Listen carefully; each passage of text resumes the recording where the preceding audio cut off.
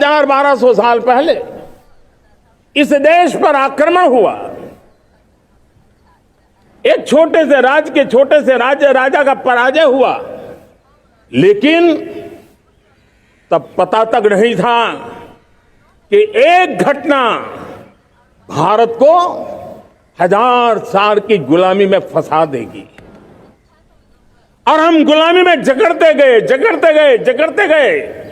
जो आया लूटता गया, जो जिसका मन चाहा हम पे आके सवार हो गया। कैसा विपरीत काल रहा होगा वो 1000 साल का। मेरे प्यारे परिवारजनों, घटना छोटी क्यों ना हो, लेकिन 1000 साल तक प्रभाव छोड़ के रही है। परिवारजनों, जन चेतना का वो व्यापक रूप, त्याग और तपस्या का वो व्यापक रूप, जन जन के अंदर एक नए विश्वास जगाने वाला वो पल, आखिरकार 1947 में देश आजाद हुआ। 1000 साल की गुलामी में संजोए हुए सपने देशवासी पूरे करते हुए देखे है कि भारत के ऐसे अमृत काल में, ये अमृत काल का पहला वर्ष है।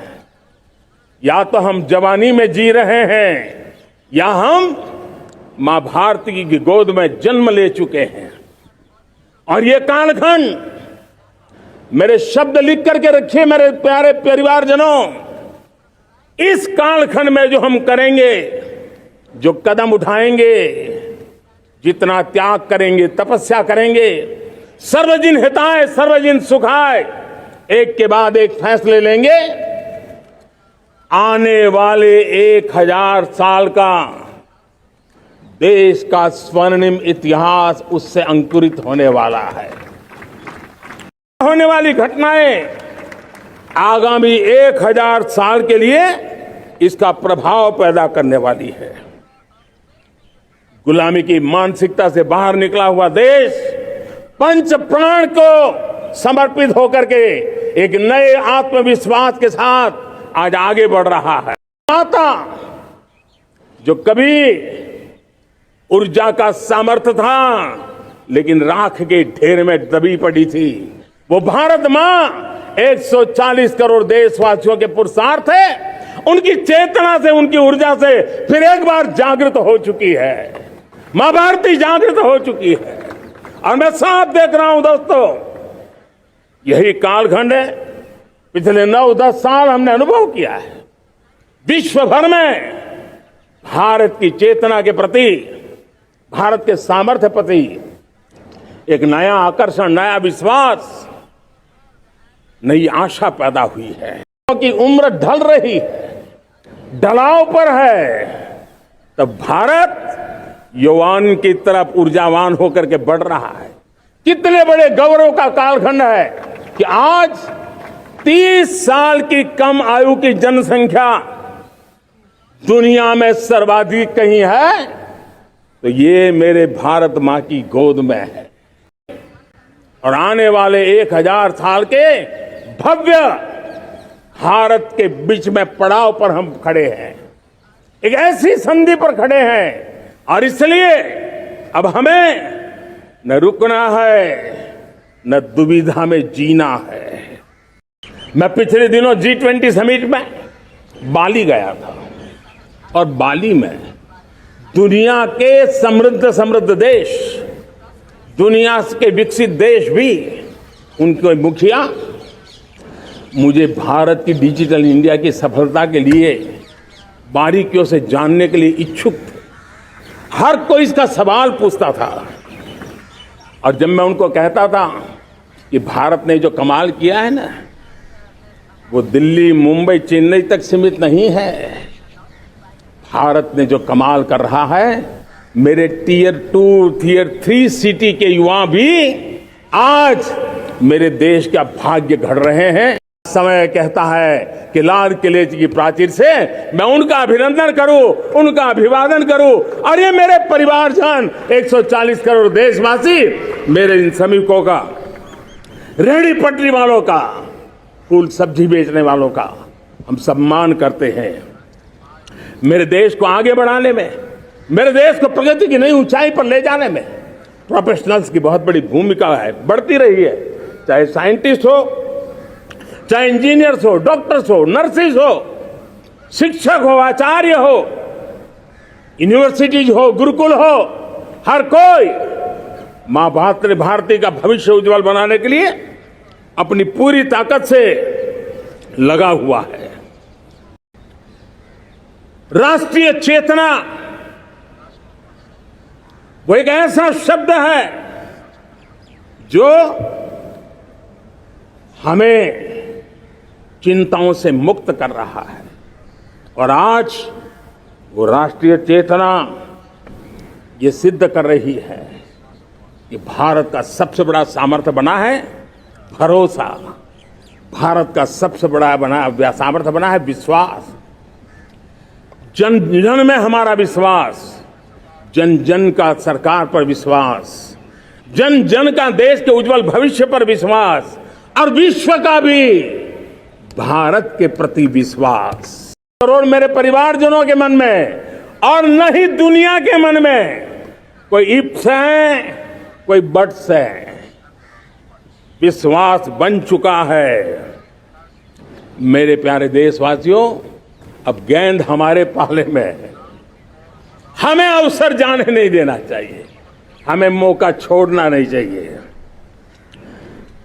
भारत में मैं मेरे देशवासियों का इसलिए भी अभिनंदन करता हूं कि मेरे देशवासियों में एक नीर क्षीर विवेक का सामर्थ्य है, समस्याओं की जड़ों को समझने का सामर्थ्य है, और इसलिए 2014 में मेरे देशवासियों ने 30 साल के अनुभव के बाद तय किया कि देश को आगे ले जाना है तो स्थिर सरकार चाहिए, मजबूत सरकार चाहिए, पूर्ण बहुमत वाली सरकार चाहिए। और देशवासियों ने एक मजबूत और स्थिर सरकार बनाई, और 3 दशकों के जो अनिश्चितता का कालखंड था, जो अस्थिरता का कालखंड था, जो राजनीतिक मजबूरियों से देश जकड़ा हुआ था, उससे मुक्ति मिली है। मेरे प्यारे परिवारजनों, देश के पास आज एक ऐसी सरकार है, वो सर्वजन हिताय सर्वजन सुखाय, देश के संतुलित विकास के लिए समय का पल पल और जनता की पाई पाई, जनता की भलाई के लिए लगा रही है। देश में G20 समिट के मेहमान नवाजी का भारत को अवसर मिला है। अब पिछले 1 साल से हिंदुस्तान के हर कोने में जिस प्रकार से G20 के अनेक ऐसे आयोजन हुए, अनेक कार्यक्रम हुए हैं, उसने देश के सामान्य मानवी के सामर्थ्य को विश्व को परिचित करा दिया है, भारत की विविधता का परिचय कराया है, भारत की डायवर्सिटी को दुनिया अचंभे से देख रही है। कोरोना के बाद दुनिया देख रही है। होलिस्टिक हेल्थ केयर ये समय की मांग है।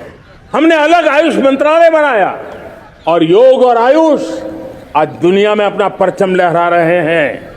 हमने दुनिया को हमारे कमिटमेंट के कारण विश्व का हमारे प्रति ध्यान गया है। में आए थे तो हम वैश्विक अर्थव्यवस्था में 10वें नंबर पर थे, और आज 140 करोड़ देशवासियों का पुरुषार्थ रंग लाया है कि हम विश्व की अर्थव्यवस्था में 5वें नंबर पर पहुंच चुके हैं। रेल आधुनिक हो रही है तो वंदे भारत बुलेट ट्रेन भी आज देश के अंदर काम कर रही है। गांव गांव पक्की सड़कें बन रही है तो इलेक्ट्रिक बसें, मेट्रो की रचना भी आज देश में हो रहे हैं। आज गांव गांव तक इंटरनेट पहुंच रहा है तो क्वांटम कंप्यूटर के लिए भी देश तय कर रहता है। नैनो यूरिया, नैनो डीएपी, उस पर काम हो रहा है। तो दूसरी तरफ जैविक खेती पर भी हम बल दे रहे हैं। आज किसान उत्पादक संघ एफपीओ का निर्माण हो रहा है, तो हम सेमीकंडक्टर का भी निर्माण करने के लिए चाह रहे हैं। हम दिव्यांगजनों के लिए एक सुगम भारत के निर्माण के लिए काम करते हैं। तो हम पैरालंपिक में भी हिंदुस्तान का तिरंगा झंडा गाड़ने के लिए मेरे दिव्यांगजनों को सामर्थ्यवान बना रहे हैं। हम खिलाड़ियों को स्पेशल ट्रेनिंग दे रहे हैं। न रुकता है ये भारत, न थकता है ये भारत, न हाँफता है और न ही ये भारत हारता है। बने हमारी सेना बैटल के लिए रेडी, युद्ध योग्य बने, इसलिए निरंतर रिफॉर्म का काम आज हमारी सेना में हो रहा है। मेरे प्यारे परिवारजनों, आए दिन हम लोग सुना करते थे, यहां बम धमाका हुआ, वहां बम धमाका हुआ, हर जगह पे लिखा हुआ रहता था कि इस बैग को मत छूना, अनाउंसमेंट होते रहते थे। आज देश सुरक्षा की अनुभूति कर रहा है, और जब सुरक्षा होती है, शांति होती है, तो प्रगति के नए अरमान हम पूरे कर सकते हैं। एकता का संदेश, भारत की एकता को जीना, भारत की एकता को आंच आए, न ऐसी मेरी भाषा होगी, न ऐसा मेरा कोई कदम होगा। हर पल देश को जोड़ने का प्रयास मेरी तरफ से भी होता रहेगा। भारत की एकता हमें सामर्थ्य देती है। उत्तर हो, दक्षिण हो, पूर्व हो, पश्चिम हो, गांव हो, शहर हो, पुरुष हो, नारी हो, हम सब ने एकता के भाव के साथ और विविधता भरे देश में एकता का सामर्थ्य होता है। और दूसरी महत्व की बात मैं देख रहा हूं, अगर 2047 में हमें हमारे देश को विकसित भारत के रूप में देखना है, तो हमें श्रेष्ठ भारत के मंत्र को जीना होगा दुनिया में।